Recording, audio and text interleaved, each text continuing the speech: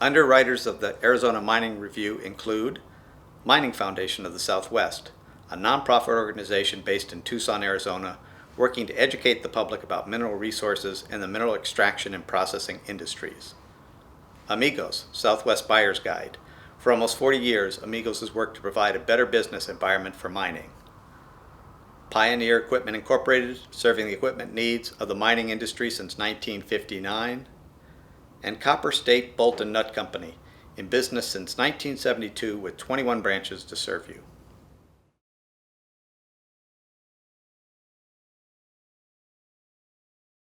It's October 28th, 2015. This is Arizona Mining Review. I'm your host, Lee Allison, here at the Arizona Geological Survey in Tucson.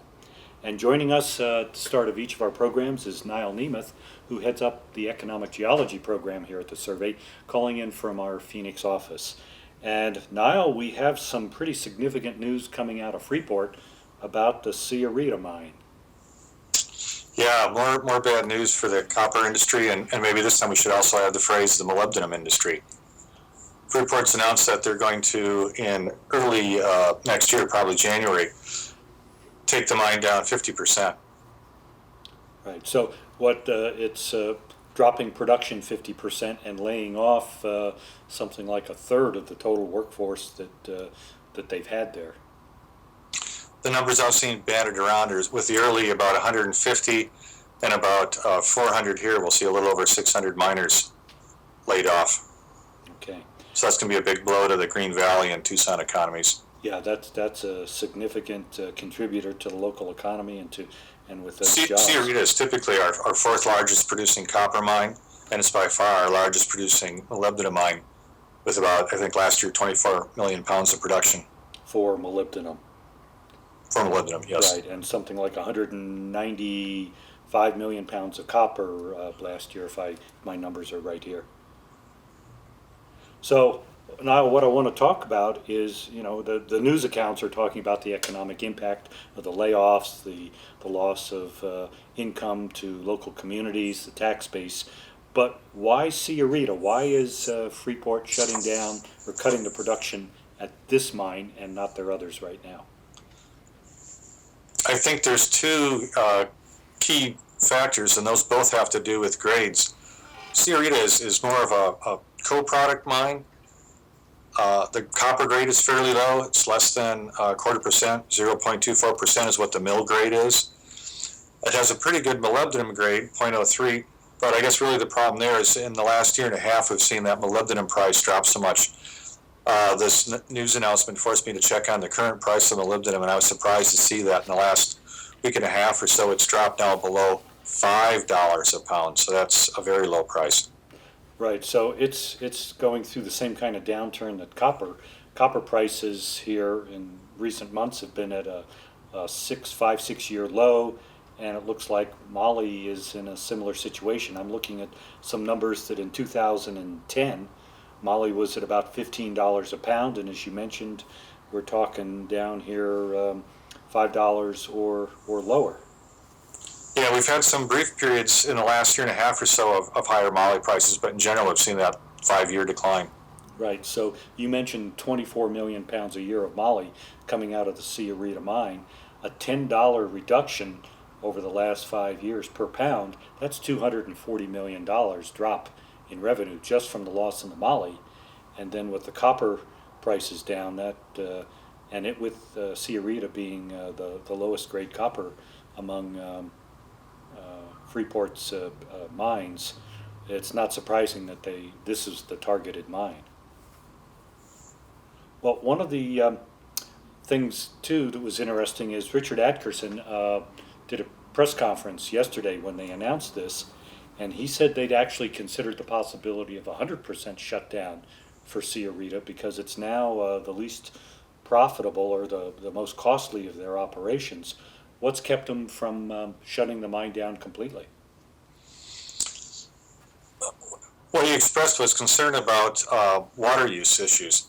And so it sounds like if they weren't using the water in the mining and milling operation, they'd be discharging it based on prior information about the operation of the mine.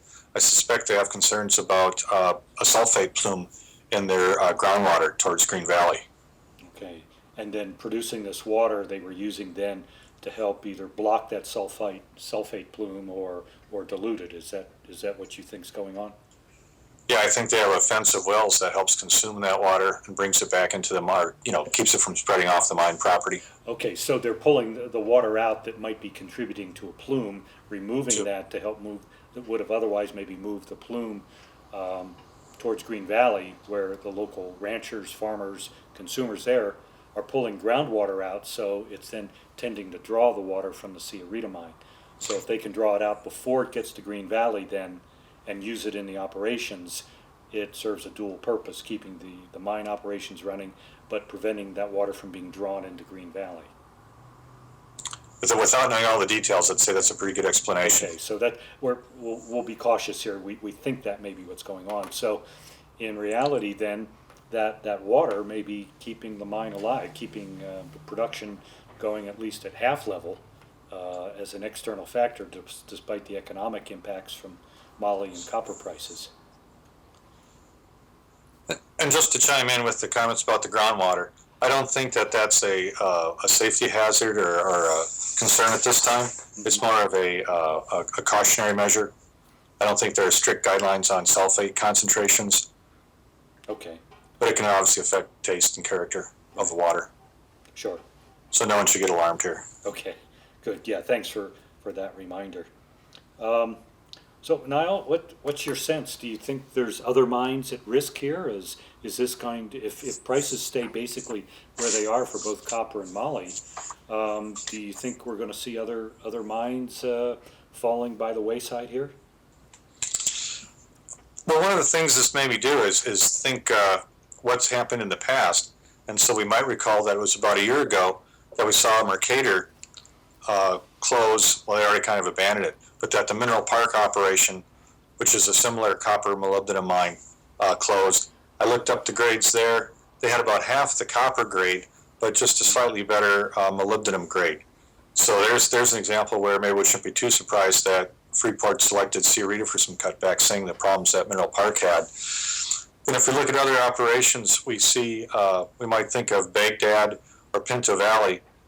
Perhaps the good news there, though, is that both those mines have a 1/10 or 2/10 better copper grades and aren't nearly as reliant upon the molybdenum production for any significant cash. Baghdad still is fairly significant with about 9 million pounds, but Pinto Valley's molybdenum production is quite small.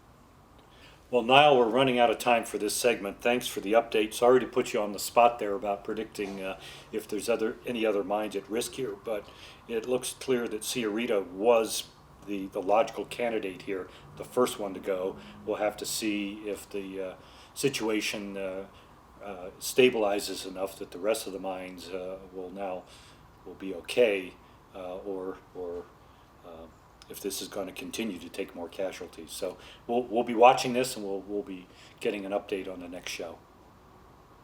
Let's hope removal of some of that molybdenum from the market helps lift those prices and lower the inventories. Very good point. Thanks, Niall.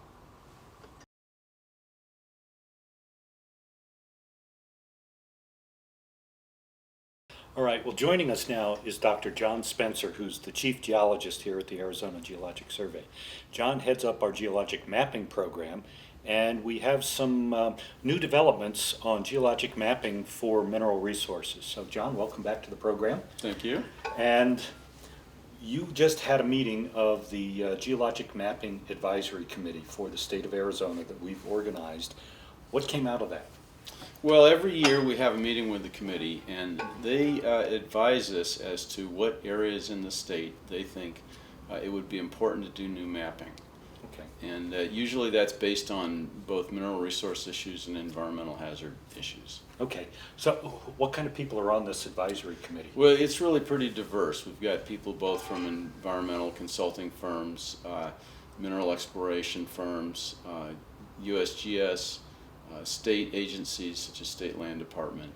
Okay. And it's intended to be a diverse committee of about a dozen people. Okay. And these are map users primarily. These are the people who want the maps in order to carry out their business. That's right. And it's also very informative to hear from them what new issues pop up in Arizona geology that we might not be aware of. Okay, so they gave you recommendations here just a few weeks ago on mapping priorities for the next year when as we're putting them together. There were 4 areas they looked at, and I understand 3 of those 4 areas had some significant mineral resource issues on them. That's right. Yeah, we actually considered 8 or 9 areas, and then the committee, after discussing them for an hour and a half, we ranked them, and that was done Okay. by a vote of the committee members. Okay, And so the highest ranked area was the one that received the most votes, and we tallied them up and Okay. ranked them. And the highest ranked area was was a Dragoon Quadrangle east of Benson. okay, And that was the highest ranked because of copper deposits that are in the subsurface that have not yet been mined. And interestingly, one is directly below I-10 and the other is directly below the, I guess it's the Southern Pacific Railroad track. okay. So it's unlikely anyone's going to move I-10 or we're going to dig a open pit No, in the center of no, I-10. that's highly unlikely. It's the Union Pacific Railroad Okay. track. Got Okay. that? Okay, so we've got some potential copper deposits, or they're known copper deposits. That's right. And the intent is to go out and map at 1 to 24,000 scale to get a better idea of the geology. But the fact that these couldn't be mined probably from an open pit, they'd either be mined underground or through in situ leaching. Well, that's right. And if they were mined by open pit methods, it would require removing or rerouting the highway and the train tracks, and it would be quite expensive and disruptive. So the suggestion or the proposals on the table now are to do it by in situ leaching. And the deposits aren't terribly deep, and they are both hosted in dominantly carbonate rocks, and so they could be leached without too much difficulty, although enough carbonate will soak up a lot of acid too, and it could impede the leaching process.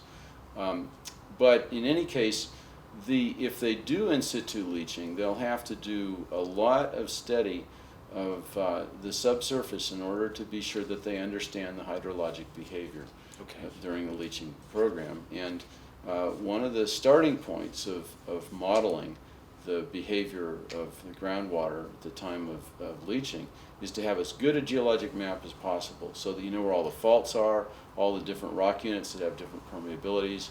And it was for that reason that this particular quadrangle was the highest priority area for new mapping. Okay. What was the next priority?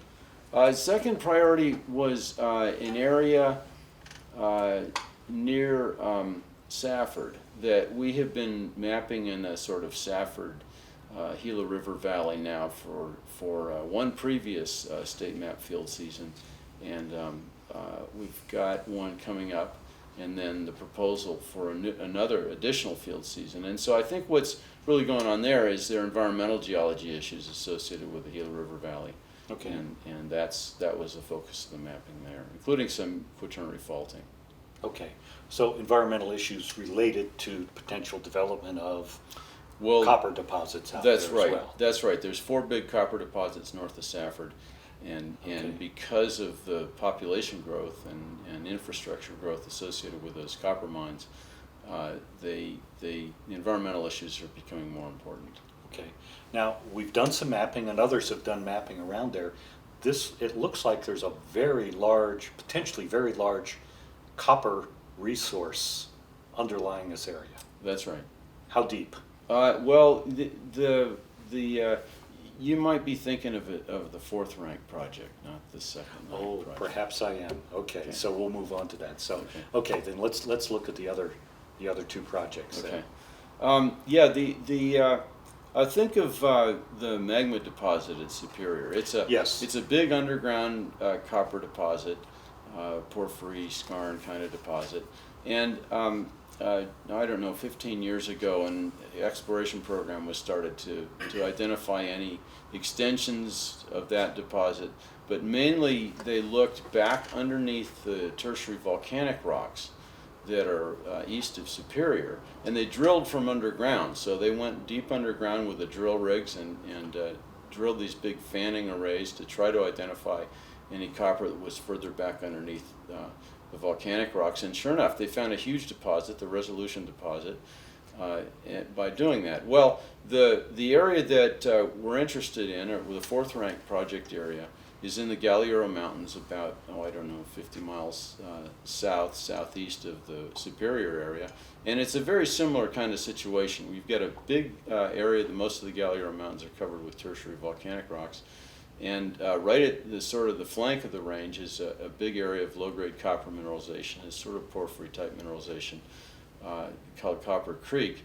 And the idea is to do enough mapping around there to get some sense of, learn everything we can from the surface geology that would be relevant to exploration and mining, if there is a similar type deposit or an extension of the mineralization back underneath the Galliero Mountains under the tertiary volcanic rocks. Okay. It's a bit speculative, and the deposit isn't as high grade. The visible deposit isn't a high grade enough for serious mining, but there's enough hints that the committee felt that it would be important to just get good geologic mapping for that area. So it's possible there might be something larger or broader, either deeper or under the volcanics. And, That's right. And will this map then complete kind of the mapping of the entire known extent of the body? I guess the if it goes back, exposed part of it. the exposed part. Yes, it will complete the mapping of the Yeah. exposed part of it. That's Okay. right. Okay. So we've covered 3 of the projects, I think. There's one more out by you? Well, that's right. We've been mapping for several years in STATEMAP along the lower Colorado River Valley, basically from about Bullhead City all the way down to Yuma, in areas that are not Indian land or too restrictive because of military uses.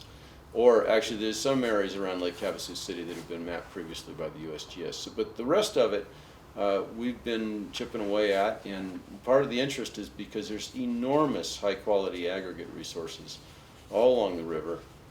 When the Colorado River first arrived about 5 million years ago, it carried a huge amount of debris from the Colorado Plateau. My guess is that there were huge waterfalls spilling off the Colorado Plateau, ripping out huge amounts of rock, and processing it for the 200 miles down the river so that only the most resistant clasts were left. And so it's really high quality quartz pebble conglomerate material and quartz rich sands. They're not consolidated, so they're easy to quarry. The only problem is they're far from market. But in any case, what we're trying to do with STATEMAP and what the committee recommended is just keep mapping those things, because they are potentially very valuable sources of aggregate.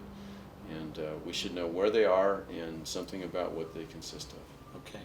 Now, you've mentioned a couple times the word STATEMAP, and we're familiar with it, but a lot of our viewers may not be. Right. So, STATEMAP is one element of the National Cooperative Geologic Mapping Program run by the USGS. That's right. But what's our role with STATEMAP? Well, STATEMAP is a component of the National Geologic Mapping Act, that only state geological surveys are eligible to apply for funds. Okay. Congress has appropriated about $5 to $6 million a year for the STATEMAP program for many years now. And every year we put in a proposal, and we have to match the funds, the federal funds, dollar for dollar with state funds. And with the matching funds, we bring the total value, the total, essentially the program up to $500,000 or $600,000 sometimes. Actually, we can ask for $600 total, but we usually are funded significantly less because they just don't have enough money. So we use the money to map. We have about 7 people who go out in the field every winter and make geologic maps, and we send the maps to the USGS at the end of the contract year, and if they look good, they sign off on it, and we can start the next year. Yes. Okay.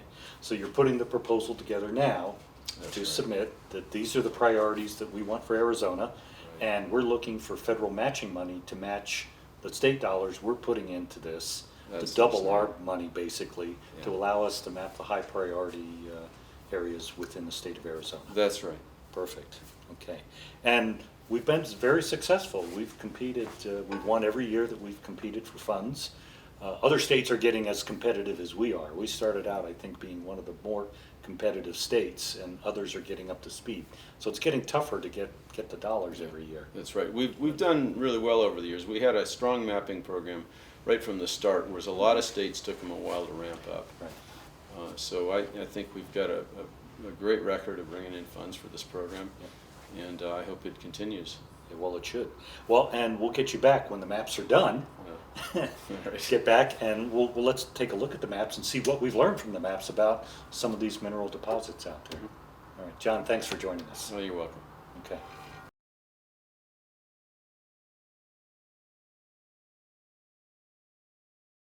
This is the Arizona Mining Review, and I'm Mike Conway. We're here on the University of Arizona campus at their new ENR2 building, designed to look a little like a slot canyon. And we're here chatting with Dr. Raina Maier, professor of the Soil, Water, and Environmental Science, and also director of the new Center for Environmentally Sustainable Mining, and Dr. Elena Centeno, who is the director of the Institute of Geology at UNAM in Mexico. They're hosting a conference here today, co-hosting it, Mineral Resources from Exploration to Environmentally Sustainable Mining in the southwestern United States and northwestern Mexico. It's a very exciting conference. They have a number of speakers who've come from both UNAM and Mexico and other locales, and they have some people here from the University of Arizona talking about sustainable mining. The concept of sustainable mining has been gathering a lot of steam in the international mining community, but its premise and framework are not terribly well understood. Can you paint us a picture of what sustainable mining looks like? You want to start? Yeah, sure. So sustainable mining means that we recognize that we want the products from mining, but we also recognize that we need to mine in a more sustainable fashion. So that means we have to clean up our mess as we go. We have a history of sort of walking away from mine sites and walking away from mine waste. And we not only have to figure out how to deal with that legacy, but the modern mining industry wants new technologies and new approaches to remediating faster, cleaner, and cheaper. Yeah, so this is, I gather, is going to require partnerships between you and industry and between government. How do you manage that? You've got a lot of different entities here with a lot of different interests. So I'll start, but we have recognized over the last decade really clearly that the southwestern U.S. and northern Mexico share a similar climate. We share a similar gift and wealth of mineral ores that we can mine. And so we have wonderful talent on both sides of the border, and putting those heads together will solve our problems more quickly than if we work separately. And so we're working hard to establish partnerships. Elena, what is UNAM's role going to be in this? Well, it's just the same. We are sharing part of the Sonoran Desert, mostly the northern part of Mexico, which is Baja California and Sonora and Chihuahua states. And we are very interested on trying to have joint proposals, joint projects on attending these issues together, because the border is artificial. It's not real regarding both environmental problems and the exploitation of minerals. We need to get together to have better programs for exploration, and also to start from the exploitation point of view with environmentally friendly techniques. So we share the same kind of interests, we share the same kind of problems, and the Mexican government is also very open to have proposals supported to get these joint programs and joint initiatives. So we are very happy to be here and to work in these kind of programs together. So as academicians and as researchers, you're going to be looking at strategies for remediating old mines and looking for how to improve new mining techniques. How do you get that out to the industry? So that's what we have developed the Center for Environmentally Sustainable Mining for.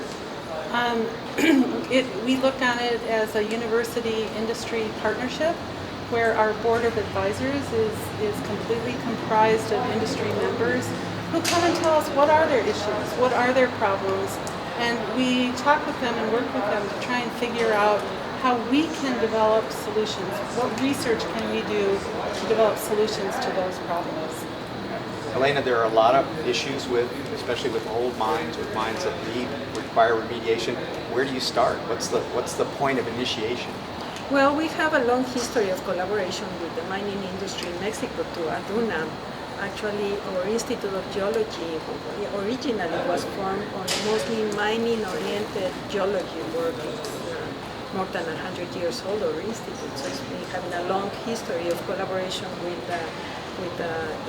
the mining industry, and we have to work with both. I mean, there are some mining sites that are very old, are historical, and we have a very important environmental problem, mostly in the desert areas in Mexico, and those have very specific conditions, and it's not only in Sonora State, but other states that have the same desert environment. So the process that take place are similar to the ones that are taking place in Arizona. So we want to learn from their experience, and we also have some experience with the sites we have. So this will be a great opportunity.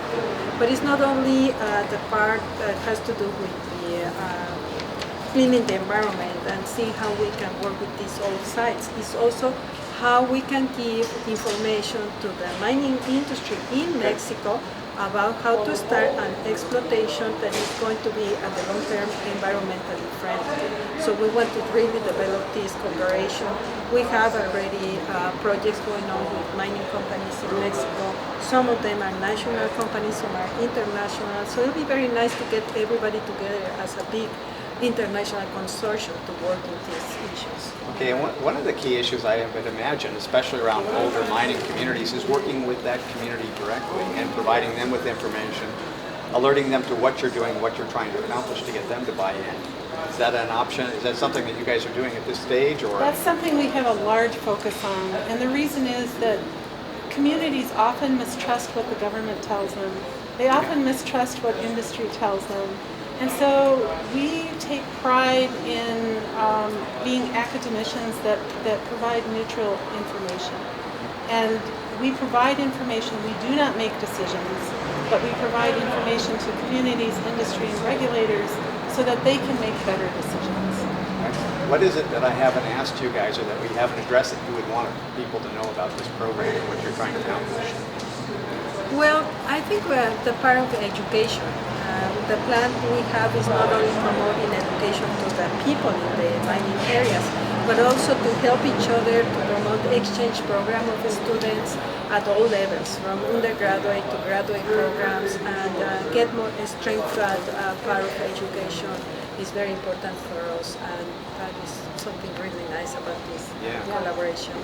That's excellent. And I would imagine, especially now going forward in the 21st century, we're looking at green energy technologies and we're looking at the need for minerals that we have, or elements we haven't looked at before. There's going to be more mining for those sorts of things. Perhaps we can get a handle on that very early and make sure that we're doing it in the right and most appropriate, sustainable, environmentally sustainable way. Yes. And I guess I would only add that about 50% of metal mining in the world is in arid environments like we are in. Wow. Okay. And so our results extend to that. And secondly, industries are no longer national, they're international. And so the research that we're doing in Mexico and the US will be of use to any international industry because they have to sort of use techniques that work anywhere. Great. Well, thank you for coming on the Arizona Mining Review. Yeah, you're welcome. Thank you. Great.